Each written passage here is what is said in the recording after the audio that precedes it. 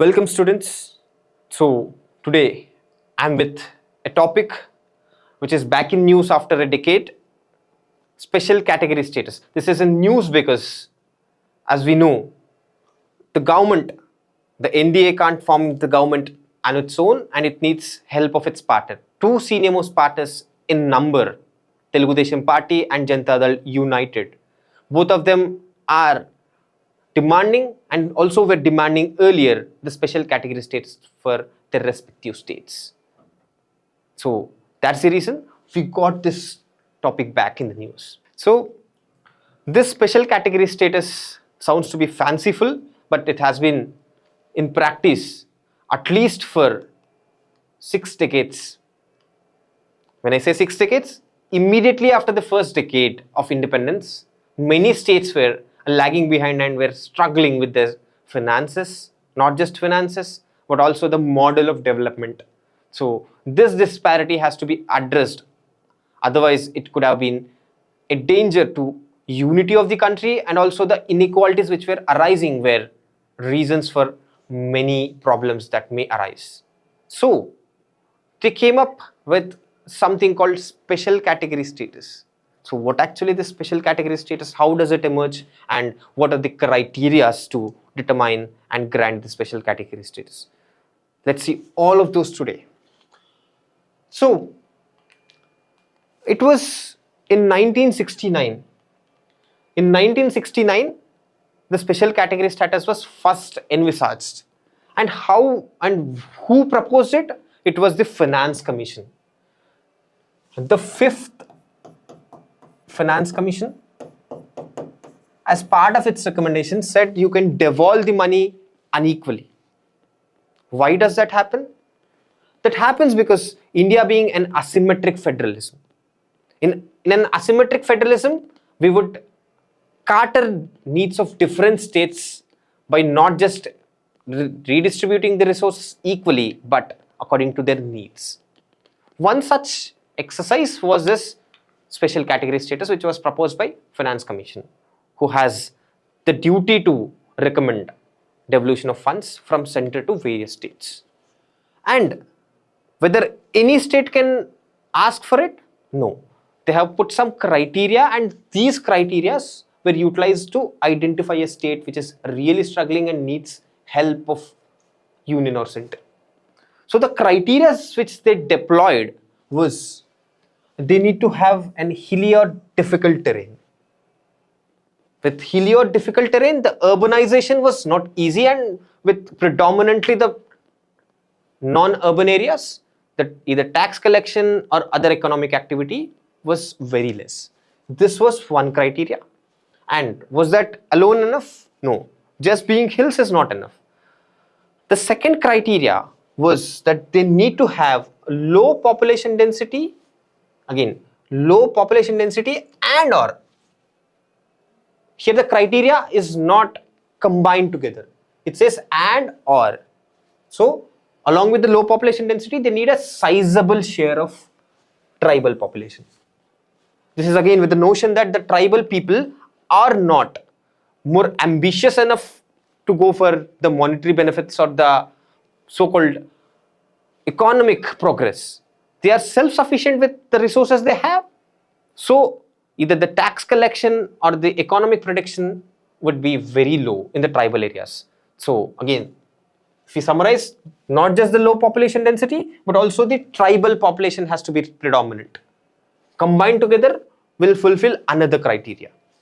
So is that the only criteria? Then we could have not granted special category status for some other locations. So the third criteria which they deployed is a strategic location. When we say strategic location, it's about a military importance or threat from the foreign state or any other kind of strategic location per se. Such strategic locations with the borders along the neighboring countries.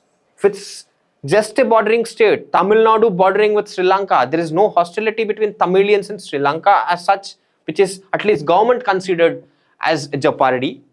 So they felt the neighboring countries where it's a strategic location per se, the chicken neck corridor of India is troubled by Chinese attack or some other. In those days, it was not yet Bangladesh formed, so even the Eastern Pakistan could threaten that, which could create loss of link from the northeastern states. So such states were considered. Hope this example was clear enough to clarify this condition. Then let's move on to the other condition. There must be an economical and infrastructurally backward. So just being at border, Gujarat or Maharashtra, when before formation of Gujarat, it was part of Maharashtra. So the Gujarat being infrastructurally well developed didn't get chance to fulfill this condition.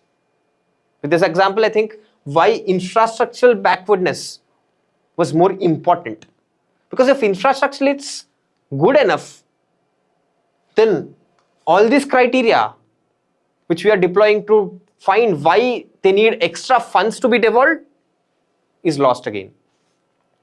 So with this, all these four conditions are nothing but it's about explaining the non-viable nature of state finances. If they are not able to procure their state-owned revenue, then you need an external aid. Such aid was provided through special category status. And they deployed two methods. Those two methods, let's discuss, which are provided as part of special category status. First thing was giving more money, more funds or more grants. So the first criteria is about tax devolution being high, which includes again direct grants, which can be like special package. First one was. Second one was the schemes which they implement. The schemes included centrally sponsored schemes. Just to revise it again fastly, the schemes can be centrally sponsored or central sector. If it is completely center sector scheme, there is no differentiation.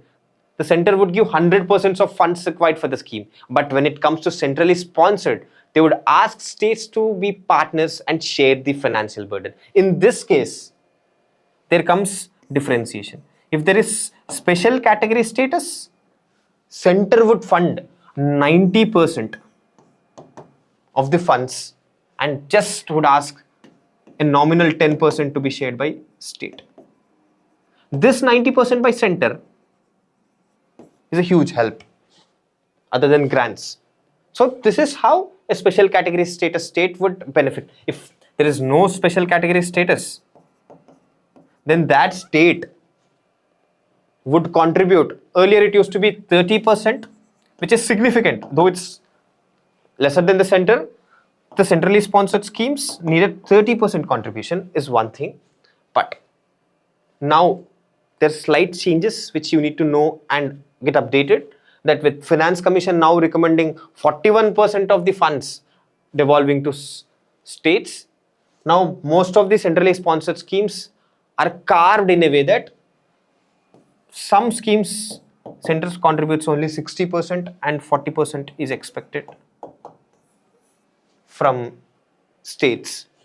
This criteria won't change, but when it comes to non-special category status, again, it's not a hard formula of 60-40 or 70-30, it's lying in between, that we are in a transition zone. So if you're clear with this first way of helping a state with special category status, let's move on to the second way of helping it.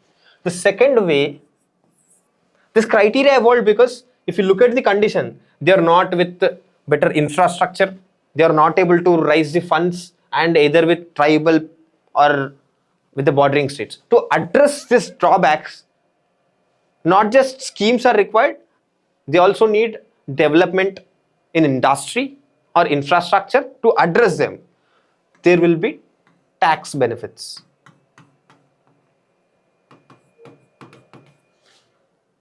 Tax benefits are required for more than one thing. First is the benefit or early bird kind of offer that they are giving. So not just for sunrise industries, for every kind of industry, they would exempt or reduce taxes. Again, these are for new industries. When we say new industries, it's for greenfield projects, not the brownfield.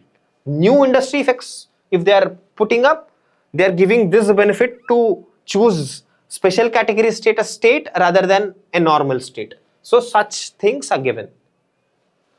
Then there would be reduction even in tax of the produce they sell. This is the tax which is a fixed component which they would give for setting up industry. And then even the produce that they produce, for suppose they are producing steel in northeastern state, there's a scheme called Mission Purvodaya, where again as part of it you can set up steel industry etc. in northeastern state. If you are producing the same steel in interiors other than the special category status, the steel due to the extra tax may become uncompetitive. So the tax on produce is another thing. So this tax benefit is the another way of helping them to build better infrastructure, industrialize. As a result, the state would get more own tax revenue. This is another criteria, but with advent of GST, many taxes, even the tax benefits which are being given are subsumed. So it's getting tougher to give this second kind of benefit, even if you give special category status. So it would be interesting to see if the special category status is granted, how this part is addressed. Hope this discussion gave you some kind of insights. There are 11 states which are granted special category status. With all the 7 sisters, you could comment the other 4 states which are with special category status. Before I come back to you with another video, all that I could say is stay tuned to this channel and subscribe. Till then, bye and thank you.